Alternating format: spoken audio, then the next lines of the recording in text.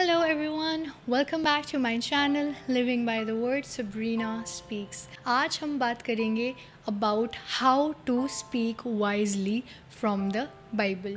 I hope आपने part 1 and part 2 देखे हैं जिसके अंदर मैंने आपको बहुत ही विजडम एंड रेवलेटरी इंसाइट्स बताई हैं ऑन स्पीकिंग वाइजली एंड कितने ज़्यादा इंपॉर्टेंट है वर्ड्स जो हम यूज़ करते हैं, हम डिक्लेयर करते हैं, इट प्रोड्यूसेस फ्रूट. तो अगर आपने वो नहीं देखी है तो ज़रूर से उस वीडियो को देखना. आज हम बात करेंगे कि हम अपने टंग को कैसे with care, with purpose, with love, with life कैसे यूज़ कर सकते हैं. Sure you have subscribed and turned on the notification bell because I post videos thrice a week and that will help us to be matured in the word of God. So may God bless you and let's go ahead. So how to speak wisely according to the Bible. Number 1 is think before you speak.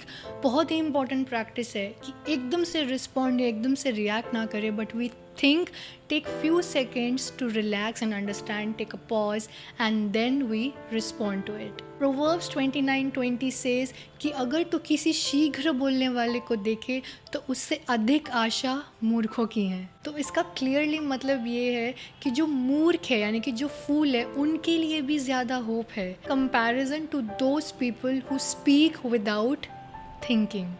तो obviously follow, pause, reflect and then speak.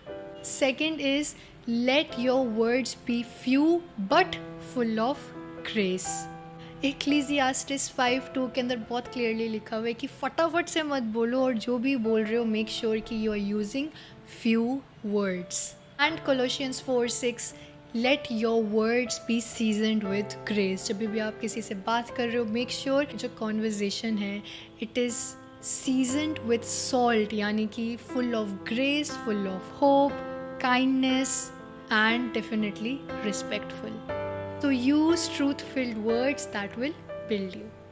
Third is listen more than you speak. James 1:19 be quick to hear but slow to speak. यहाँ पे सबसे important point ये है कि you will get wisdom when you are listening with attention. यानी कि जब आप दूसरों को अंडरस्टैंड कर रहे हो that will call you to be wise. Number 4 is speak truth with love. बहुत बार ऐसा होता है कि हमारे मूड, हमारे सिचुएशन एंड सर्कमस्टांसेस के वजह से हम बहुत बार उस प्यार से नहीं समझा पाते लोगों को. That's why people don't get it. So make sure कि अगर आप किसी भी वजह से फ्यूरी में हो, गुस्से में हो, calm down, make sure you are taking your time to cool down and then approaching that person to talk. कभी भी गुस्से में जाके आप बात करोगे तो you will never be able to tell him truth with love. अगर आप सच भी बता रहे होगे तो उस इंसान को वो सच नहीं लगेगा बिकॉज उसका जो फोकस है वो लगा हुआ कि आपने किस वे में उसको बोला है, किस तरीके से बोला है. तो make sure love is our main focus here. भले ही आपको एक स्टेप पीछे लेना पड़े to take care of yourself and your heart first, do it. But पहले अपने आप को देखो. मेक श्योर कि आप जल्दबाजी में या किसी भी रीज़न से अपने गुस्से में गलत ना बोलो. So have that practice to take a step back. In fact, Ephesians 4:15 में लिखा है कि जब भी we are talking with love and honor, respect, we are actually growing mature. आपको झूठ नहीं बोलना, आपको मक्खन नहीं लगाना. You just have to speak with love and compassion. So make sure कि you are praying to God to have the same level of compassion that He has for you. Number 5 is avoid slander, foolish talk. चर्चा, gossip, अफवाह, ऐसी बेवकूफ़ी वाली बात मत करो. It is very important to understand कि अगर आप विजडम में चल रहे हो, अगर आप वाइज हो, तो आप हमेशा ऐसे टॉपिक को जो टॉक्सिक है या फिर डिविजिव है यानी कि जो डिवीजन पैदा कर सकता है, you will avoid it at all cost because you are mature enough to understand कि आपको किस चीज़ के अंदर अपने आप को नहीं देना. So don't give yourself in that talk and follow Ephesians 4:29. No unwholesome word should come out of your mouth. I know ये सुनने में थोड़ा सा लगता है कि कैसे होगा, you know, because we have people around us and कभी ना कभी इट हैपन्स कि हम बात कर रहे होते हैं and it turns into gossip. Well, pray for it. Everything can happen when you are praying for it. अगर आपको लगता है कि आप गॉसिप ज़्यादा करते हो, start praying for it that you don't want to gossip any more. Ask for grace. पिता से बात करो, उनको बोलो you need favour of God and nothing else. Start praying for yourself, start praying for your tongue. That is very very important. I know ये practical steps है, कभी कभी हमें लगता है कि ये पॉसिबल नहीं हो पाएंगे, but with the intervention of God सब कुछ पॉसिबल है. आपको बस रियलाइजेशन होनी चाहिए, अवेयरनेस होनी चाहिए कि कहाँ पे आप गलत हो, एंड उस चीज़ के लिए प्रेयर करना स्टार्ट करो so that you can go on the right path. Number 6, something that I really love, speak with the help of Holy Spirit. ये प्रैक्टिस मैंने बहुत करी है. Literally I have always been in the presence of God and मैंने पिता से हमेशा बोला है, help me to speak the words that you want me to speak.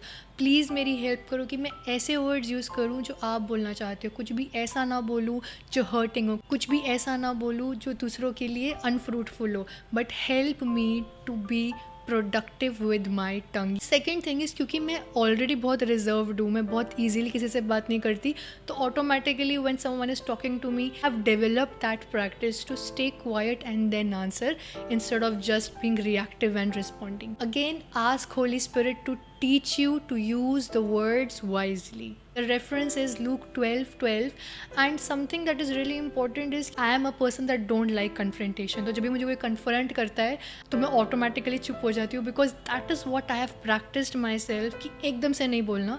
कभी कभी be quiet, listen to that person. Before confronting that person, I need to be silent, I need to take pause. That is how time के साथ साथ मैंने prayer करी है, मैंने उस चीज़ को प्रैक्टिस करी है, and now I am efficient at that, and you can be to.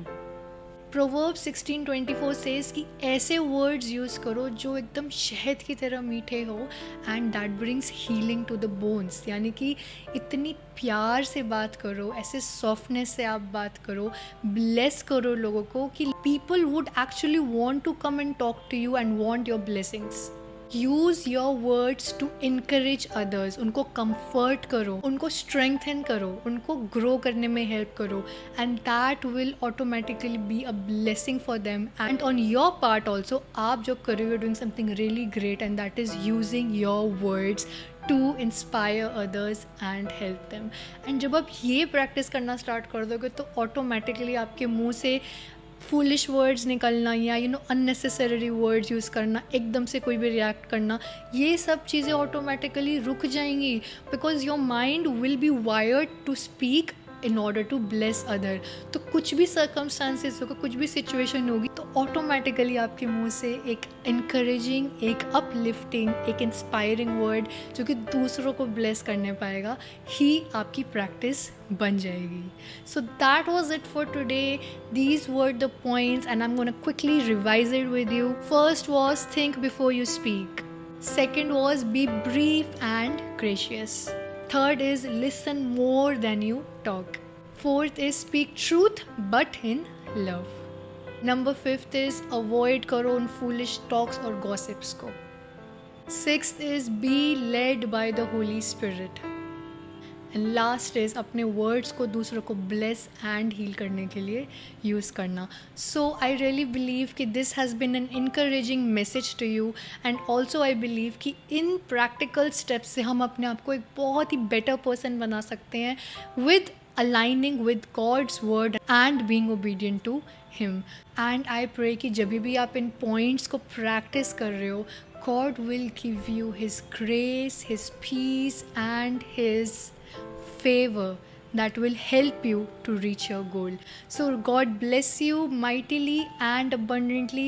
Thank you for watching this video till the end and stay tuned for my next videos. And comment section में comment करना मत भूलना कि इन सारे points में से कौन सा वाला point था जिसने आपको encourage किया to pray about it regularly. जैसे कि मैंने बताया, कोई भी क्वेश्चंस, डाउट्स या क्वेरीज हो, प्लीज़ कमेंट सेक्शन में बताना ताकि मैं आपकी हेल्प कर सकूँ to grow you in the word of God. May God bless you. I really believe you will have a great day ahead of you.